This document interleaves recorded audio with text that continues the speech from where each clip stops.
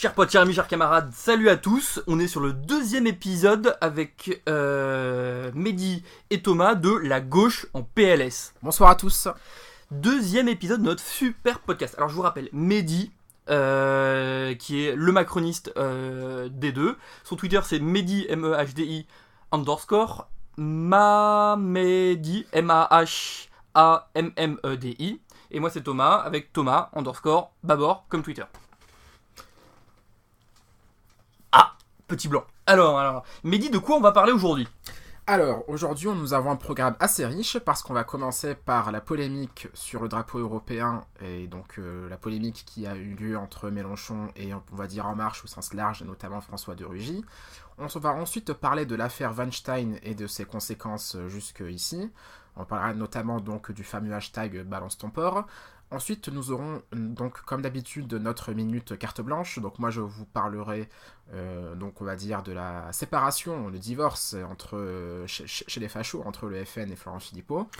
Et Thomas, tu nous parleras de l'impact des mesures fiscales sur les plus riches qui ne sont pas rendues publiques. Voilà, donc un programme riche en émotions. Voilà. Alors on commence tout de suite avec le drapeau européen et donc le petit scandale qui est autour du drapeau européen. Mais dis, est-ce que tu peux nous raconter un petit peu l'historique de cette histoire ? Oui, volontiers. D'abord, l'historique de cette histoire, j'aime beaucoup. Alors, donc tout commence avec... Magnifique, l'historique de cette histoire. L'histoire dans l'histoire. Donc tout commence avec Jean-Luc Mélenchon. Il était une fois, donc le grand méchant Mélenchon, qui dépose une proposition de loi pour supprimer, on va dire, de l'Assemblée nationale et de l'hémicycle le drapeau européen, de manière à ne laisser subsister que deux choses, le drapeau français et le drapeau des Nations Unies, qui est, donc c'est dit dans l'exposé des motifs, un symbole de paix. Alors, je crois que l'histoire commence il y a déjà quelques mois, et je crois que c'est pas la première fois que Macron critique le drapeau européen. Que Mélenchon, excusez-moi, critique le drapeau européen. Alors, sur le fond de l'affaire, moi personnellement, je pense que c'est un faux débat. L'histoire de symbole, c'est important, mais il faut pas donner plus d'importance que ça. Par contre, je comprends la démarche, dans le sens où, qu'est-ce que recouvre le drapeau européen ? Le drapeau européen... cette affaire recouvre deux choses. D'abord la question de la nationalité et donc de la démocratie, le fait qu'on est quand même dans une république démocratique et l'Europe qui est une sorte de super état qui est bien moins démocratique que peut l'être la France. Et la deuxième attaque qui est une attaque sur la religion, parce que le drapeau européen a été inspiré par un symbole de la Vierge Marie.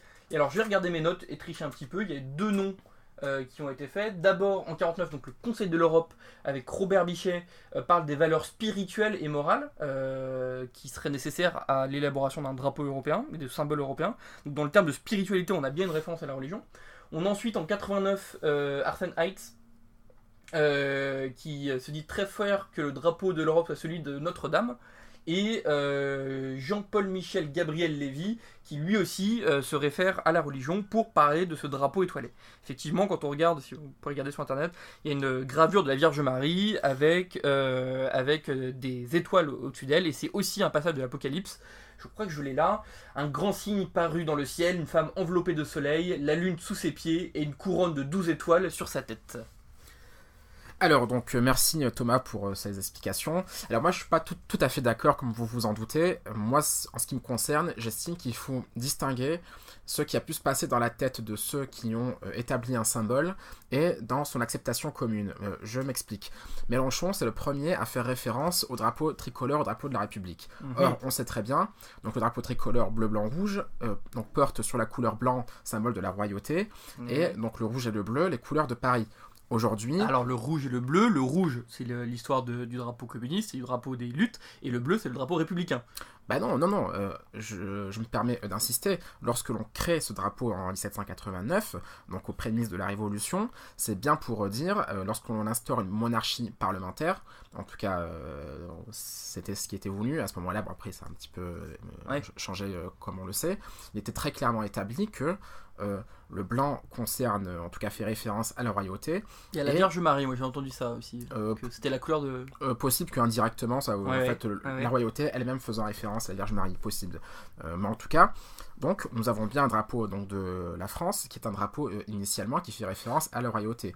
Or aujourd'hui, c'est devenu un formidable symbole républicain. C'est là où je suis... Donc, juste pour terminer... Vas-y. on voit bien qu'il y a une différence très claire entre ce qui peut se passer lorsque l'on établit le symbole et son acceptation et sa récupération par le peuple. Le drapeau européen aujourd'hui, enfin le drapeau de l'Union européenne pour être précis, c'est pas le drapeau de l'Europe. Donc certes, il peut avoir eu dans la tête de ceux qui l'ont conçu une connotation religieuse, pourquoi pas. En tout cas, au fil du temps, c'est quelque chose qui est devenu le drapeau des habitants de l'Union européenne, un symbole effectivement supranational, et en tout cas, il n'est pas vécu comme une référence religieuse par beaucoup. Ouais, je comprends bien. Bon, moi je te challenge sur le bleu et le rouge du drapeau français. Moi j'y crois pas beaucoup à cette explication. Je pense que c'est vraiment la République et la lutte et on va dire le socialisme dans le rouge. C'est plutôt que ça que je vois. Le rouge d'ailleurs, j'en suis sûr de l'histoire du drapeau rouge, mais on en parlera une prochaine fois.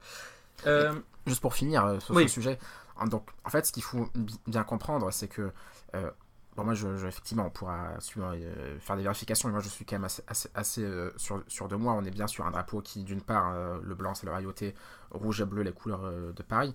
Mais, en tout cas, on comprend bien, avec ces explications, que oui, il y aurait aussi du symbole religieux. Mais non, mais c'est surtout qu'il faut faire des distinctions très claires entre ce qui peut présider à la création d'un symbole et l'utilisation du symbole. C'est comme, par exemple, la faucille et le marteau. Bon, il faudrait peut-être faire une étude pour savoir d'où viennent ces symboles. Mais en tout cas, ils viennent de la volonté au communisme. Oui, mais ils viennent de la volonté justement d'avoir un symbole qui relie les masses les paysans et les ouvriers. Oui, alors sans doute, mais en tout cas pour revenir à la polémique suscitée par M. Mélenchon, le problème c'est que on a vu ce qu'il a voulu faire, un petit peu de buzz, etc. Ah ouais, bien sûr. Je trouve que c'est pas forcément là qu'il est le meilleur. Je suis d'accord. Sur ces sujets-là. Bon, moi j'étais aussi mal à l'aise de voir que sa proposition de loi a été votée par le Front National. Ouais. Je sais ce qu'on va dire, c'est facile, etc.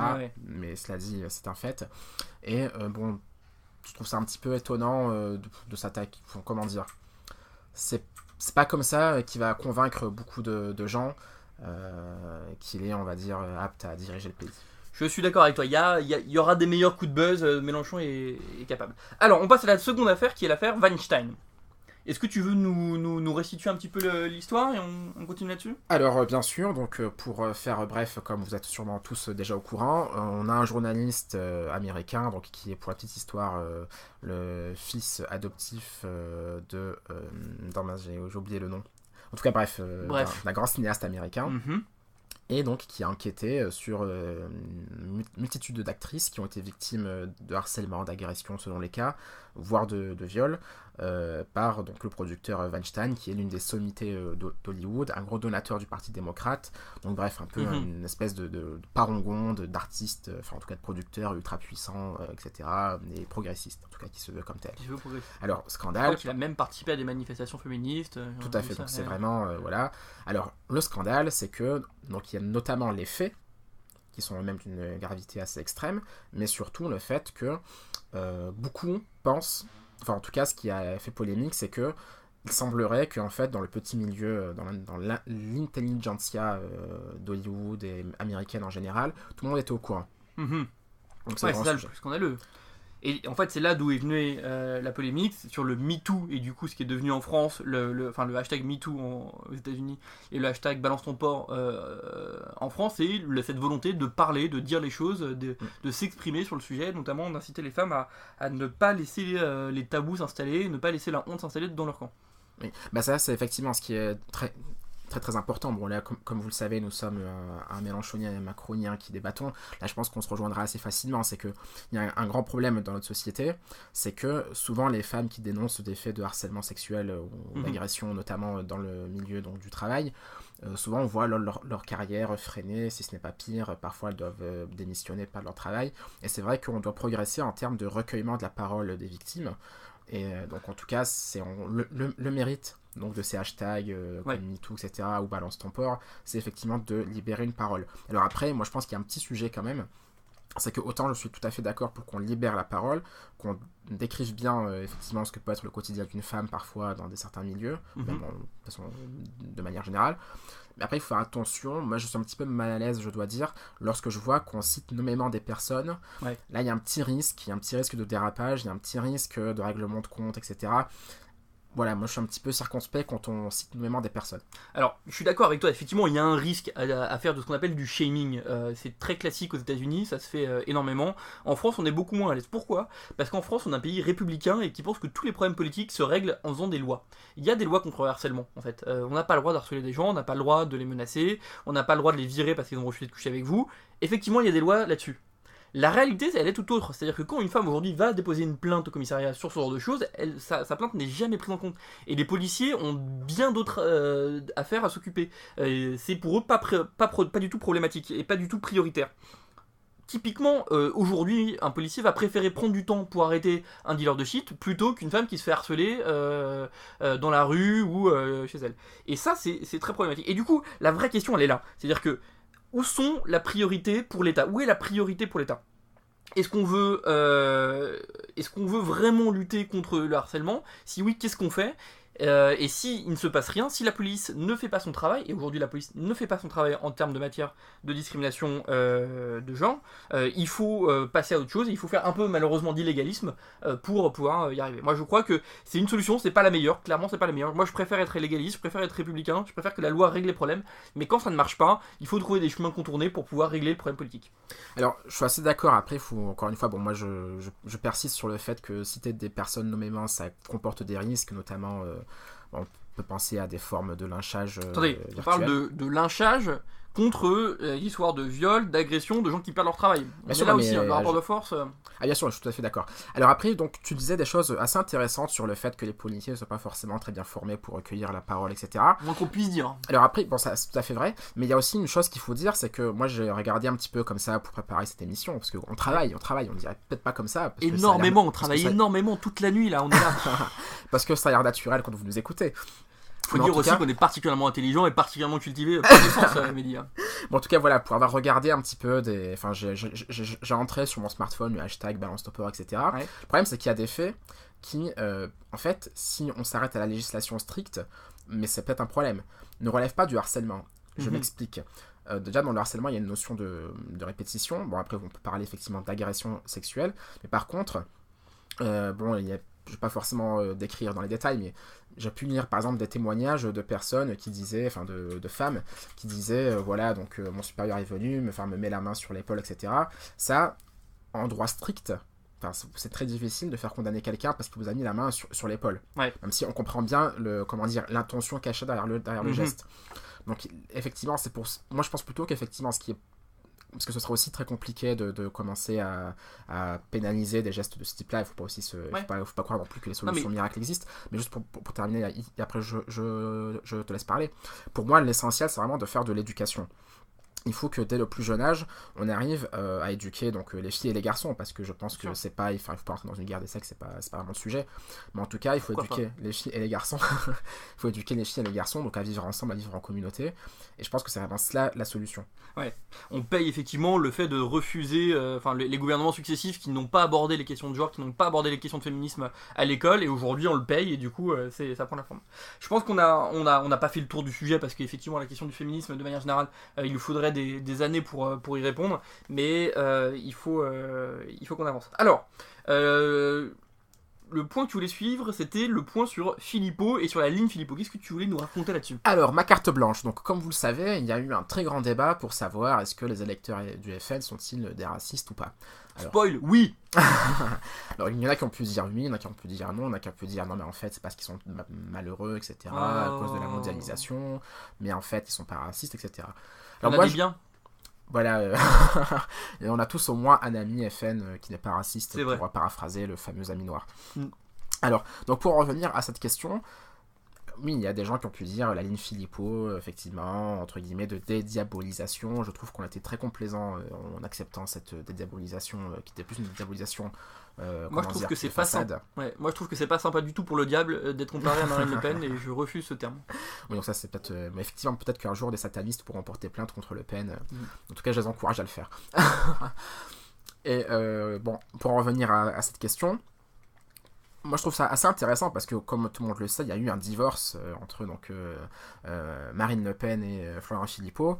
Alors pour la petite histoire, on voit que lui Alliot, maintenant on le voit plus à la télévision, c'est le compagnon de Marine Le Pen, donc est-ce qu'il n'y a pas un petit peu des sujets un peu on va dire psychologiques derrière tout ça. Ouais. Mais en tout cas, ce qui est bien, c'est que Florent Philippot continue à vendre la ligne dite dédiabolisée souverainiste, et Marine Le Pen va s'enfermer sous la pression donc, de ses cadres, on va dire notamment des identitaires, sur une ligne un peu plus identitaire, un peu plus de droite, au moment que je qualifie assez tranquillement de raciste.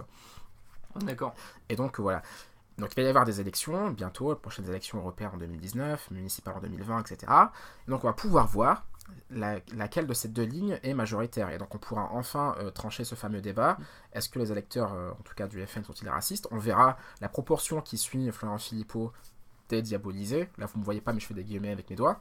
Ouais. Et donc on va pouvoir trancher. C'est vachement bien, on va savoir qui de la peste du Calera est en train de gagner en France, on est super content. T'as raison, c'est important de mesurer les rapports de force et de voir un petit peu s'il n'y a pas des... Enfin voilà, puis on peut toujours se réjouir des divisions à l'intérieur du Front National. Alors moi, ce dont je voulais vous parler, c'était le fait d'une pétition, enfin je sais pas si une pétition, une tribune dans Libération, signée par le PS qui est encore vivant et le Front de Gauche. Et il faut le rappeler que le PS n'est pas mort, Mehdi, je pense qu'il faut pas l'oublier, il y a encore des gens partis socialistes. Non, c'est un parti qui est très respectable. Oui. Grande histoire. Qu'importe. Donc le Parti Socialiste et le Front de Gauche, donc la France Insoumise, ont émis une tribune dans Libération qui dit que il faut rendre public les mesures fiscales et notamment les mesures fiscales qui sont pour les riches et sous-entendu, ce que ça vise prioritairement, c'est les mesures de flat tax sur le capital et d'ISF. C'est-à-dire qu'on va faire une loi qui va servir les plus riches d'entre nous.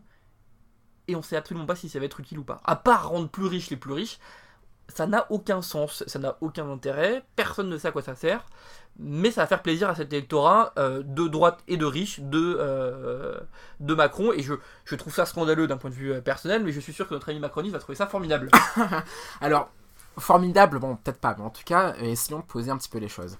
Là, nous sommes dans un début donc de quinquennat, dans lequel on peut s'y opposer, mais bon, oui. Voilà. L'idée, c'est de créer un choc de confiance en faveur de l'investissement. Alors ça n'a pas marché, moi j'ai pas plus de confiance justement. Le choc de confiance chez moi il a échoué. Bon, en tout cas voilà, le but c'est que chez des personnes qui entendent investir, des très riches, entre autres, on crée un choc de confiance, un choc on va dire d'optimisme peut-être, je sais pas si le terme est très bien choisi, mais en tout cas... Ça me rend pas plus optimiste. Hein. De dire qu'en France on peut donc s'enrichir. Alors, dans ce cadre-là, il me semblerait un petit peu délicat. Je suis de tâter. Tu disais, grâce à ça, en France, on pourra s'enrichir. Parce qu'avant, on ne pouvait pas s'enrichir en France, tu penses? Non, bien sûr que non. Mais en tout cas, l'idée, c'est de dire... comment dire? En France, on crée un terreau favorable à l'investissement. On sait que l'économie est très psychologique. Donc ça, je ne vais pas vous refaire l'épisode... Ce que j'avais dit à l'épisode 1 sur la théorie de l'homo economicus qui ne se vérifie pas. Et donc... Voilà, là, on est vraiment dans une temporalité donc, du quinquennat. Ouais, bien sûr. Là, tu faisais référence en fait, à l'adoption du premier PLF, donc le PLF 2018, le budget en fait, de l'État pour 2018, pour dire les choses simplement. Et donc, en effet, c'est un budget qu'on peut qualifier, effectivement, moi je le dis très tranquillement, effectivement, plutôt favorable à ceux qui gagnent de l'argent, à ceux qui ont des revenus du capital. Très bien.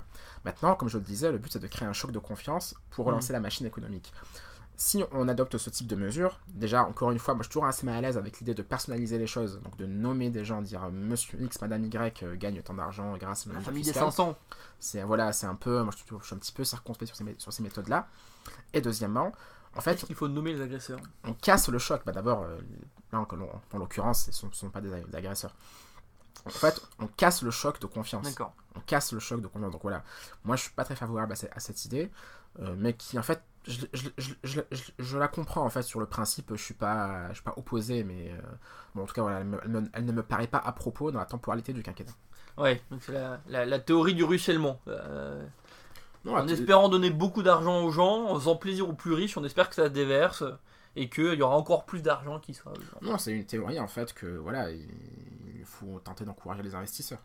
Bon, écoute, on espère que tous les investisseurs qui nous écoutent seront ravis de ce choc de confiance. Et si vous voulez investir dans notre podcast pour qu'on ait plus de moyens, n'hésitez pas. Ah ouais, on n'a pas encore fait le deuxième de dons, mais on a encore plein de projets, il faut qu'on refasse. On va peut-être terminer là-dessus d'ailleurs, Mehdi. On a plein de projets sur ce podcast, on a envie de continuer, ça nous amuse. Du coup, on a besoin d'aide pour faire une image de fond. Voilà, parce que là, on a fait un petit montage tout pourri, tout moche, avec une image qu'on a chopée sur internet, qui est pas terrible. On a besoin de faire de la pub, on a besoin de faire de la com, on a besoin d'en parler autour de nous. On réfléchit à faire peut-être des lives sur Facebook ou sur Twitter d'ailleurs. On a plein de projets. Si vous avez des idées, des critiques, des insultes, des injures, pas trop quand même, n'hésitez pas à nous les envoyer en commentaire sur Facebook, email, etc., etc., etc. Oui, tout à fait, rien à ajouter, tu as très bien dit, voilà, ce dont on avait besoin. Bon, on vous fait des gros bisous et on vous dit à la semaine prochaine. Tout à fait, à bientôt.